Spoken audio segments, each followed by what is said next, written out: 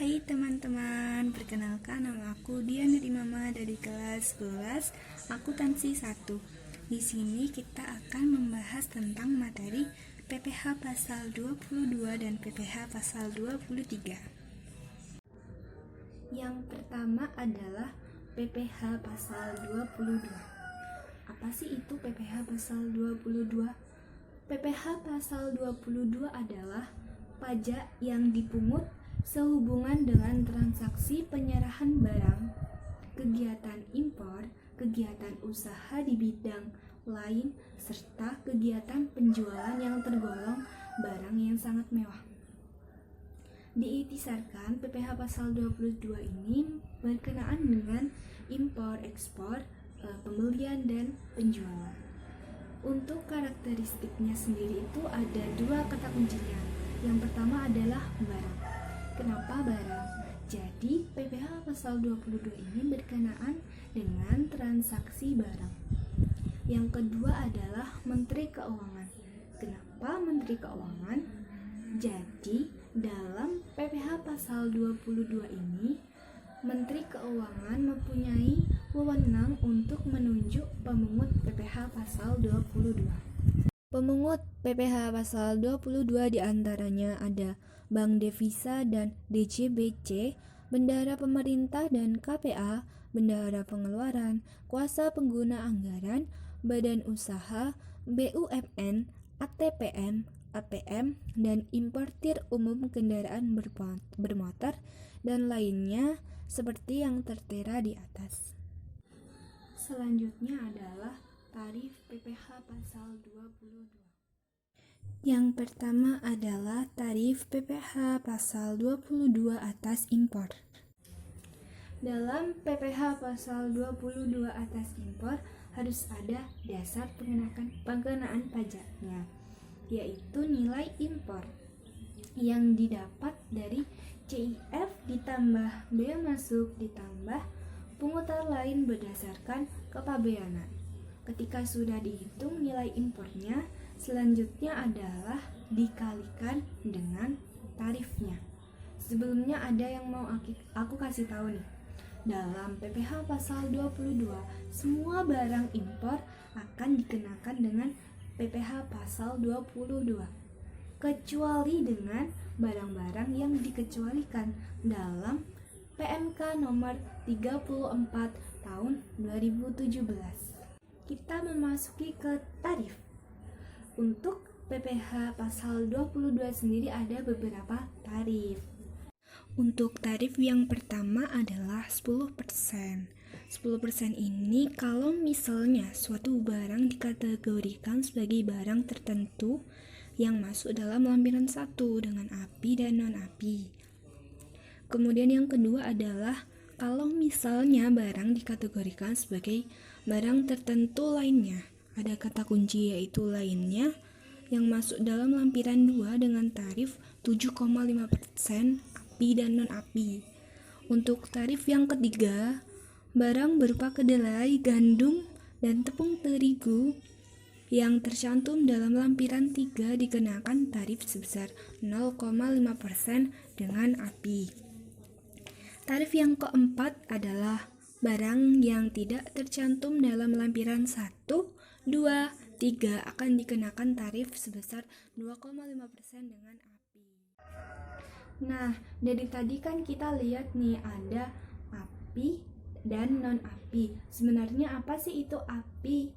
Jadi, kalau seorang importir tidak mempunyai api atau perizinan untuk mengimpor akan dikenakan PPh pasal 22 dengan tarif 7,5%.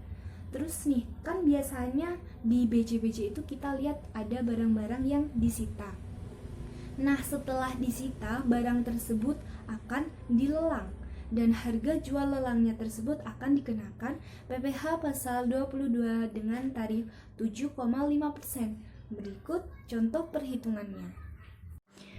Dalam soal tersebut langsung saja kita cari PPh pasal 22-nya. Pertama-tama kita cari dulu nilai impornya. Cara nyarinya kita cari CIF-nya. Kemudian kita cari nilai biaya masuknya. Caranya dengan mengalihkan biaya masuk dengan CIF yang telah kita cari. Kalau sudah ketemu nilai impornya, tinggal mengalihkan dengan tarif. Karena dalam soal PT ABC mempunyai API, karena itu PPh pasal 22-nya dikenakan tarif sebesar 2,5%.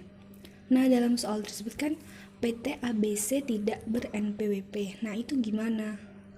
Dalam pasal 22, jika tidak ber-NPWP, maka dikenakan kenaikan sebesar 100%, atau lebih mudahnya dalam perhitungan dikalikan dengan 200%. Nah, sekarang kita akan masuk di ekspor. Ekspor yang bagaimana yang akan dikenakan PPh pasal 22. Jadi, ekspor yang akan dikenakan PPh pasal 22 itu ekspor tambang batu bara, mineral, logam, dan mineral bukan logam. Kemudian, kalau impor tadi kan dasar pengenaan pajaknya itu nilai ekspor. Kalau sekarang dasar pengenaan pajaknya yaitu nilai ekspor yang diambil dari atau yang didapat dari free on board atau FOB.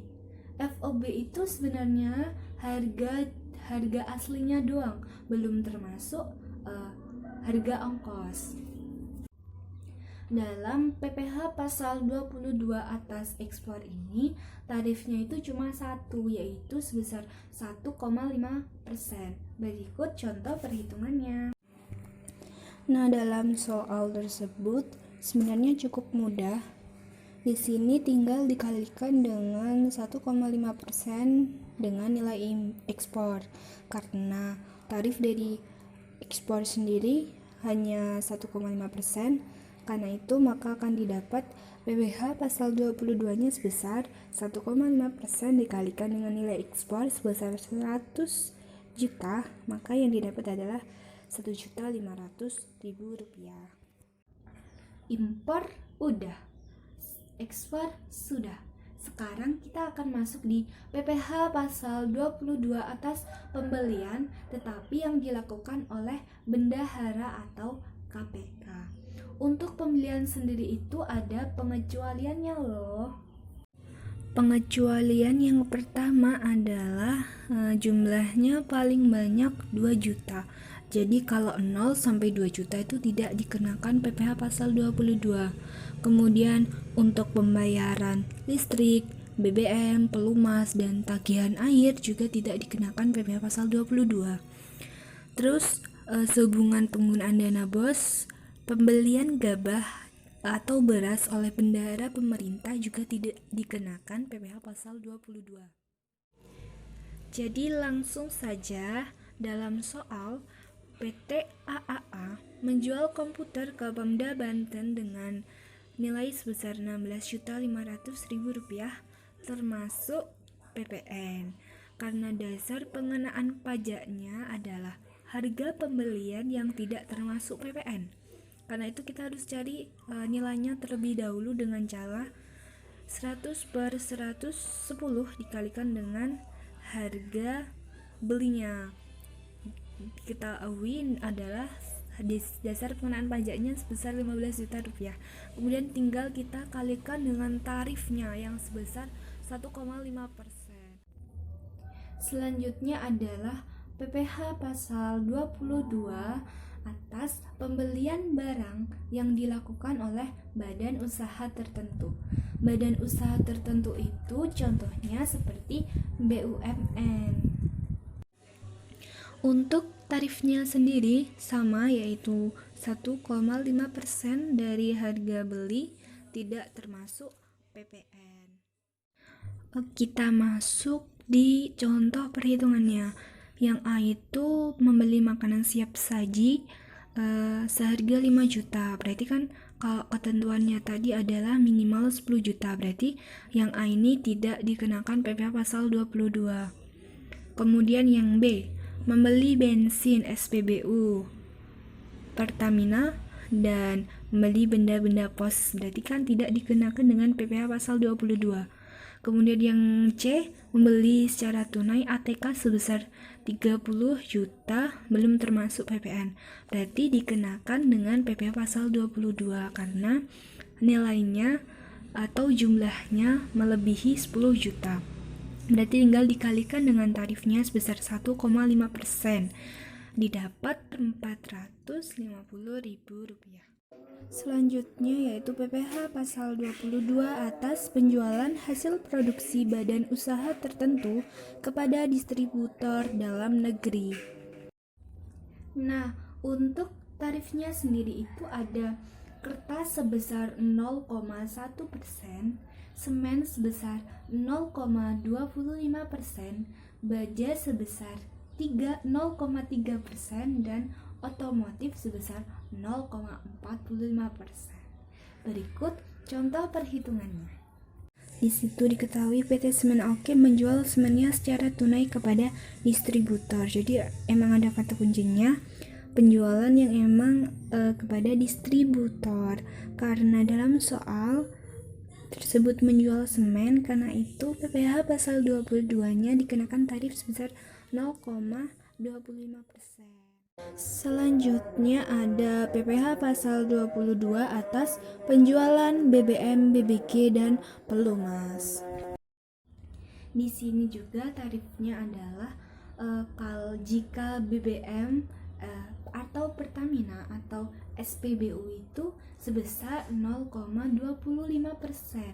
Kalau BBG, pelumas, non Pertamina atau non SPBU itu tarifnya sebesar 0,3%. Kan biasanya nih ada agen atau agen. Intinya agen di sini bersifat final. Artinya bagaimana? Kalau si agen ini tidak memiliki NPWP, itu tidak akan dikenakan kenaikan sebesar 100% seperti yang sebelum-sebelumnya. Next ada PPh pasal 22 atas pembelian hasil kehutanan, perkebunan, pertanian, peternakan, perikanan yang belum melalui proses industri manufaktur oleh badan usaha industri atau eksportir.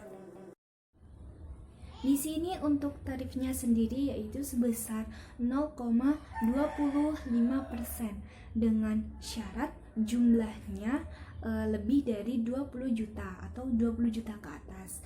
Jadi kalau pembeliannya kurang dari 20 juta maka tidak akan dikenakan dengan PPh pasal 22. PPh pasal 22 atas penjualan emas batangan di dalam negeri. Jadi, jika ada badan usaha yang menjual emas batangan, maka akan dikenakan tarif sebesar 0,45% dengan dasar pengenaan pajaknya yaitu harga jual, kecuali kepada BI. Jadi, kalau ada badan usaha yang menjual emas batangan kepada BI, tidak akan dikenakan PPh pasal 22. Berikut contoh perhitungannya. Nah, dalam soal tersebut PT Emasku menjual emas batangan kepada PT Berkilau, berarti bukan BI, karena itu dikenakan PPh pasal 22 dengan tarif sebesar 0,45%. Jadi tinggal ngitung aja nih, mudah kan? Yang terakhir dari materi PPh pasal 22 ini adalah wajib pajak badan yang melakukan penjualan barang yang tergolong sangat mewah. Di antaranya adalah penjualan berupa. Nah, di sini ada penjualan yang tergolong barang-barang yang sangat mewah. Di antaranya ada pesawat pribadi dengan harga jual lebih dari 20 miliar, kapal pesiar dan sejenisnya dengan harga jual 10 miliar, rumah beserta tanahnya dengan harga jual 10 miliar dan luas bangunan lebih dari 500 meter persegi. Apartemen dan sejenisnya sebesar 10 miliar dengan luas bangunan 400 meter persegi. Kendaraan bermotor roda 4 pengangkutan orang kurang lebih dari 10 orang dengan harga jual kurang lebih 5 miliar dengan kapasitas silinder lebih dari 3000 cc. Semuanya itu dikenakan tarif sebesar 5% dari harga jual dan tidak termasuk PPN dan PPNBM. Materi yang kedua adalah PPh pasal 23. PPh pasal 23 adalah pajak yang dipotong atas penghasilan yang berasal dari bunga, dividen, sewa, royalti, hadiah, dan penyerahan jasa selain yang telah dipotong oleh PPh pasal 21.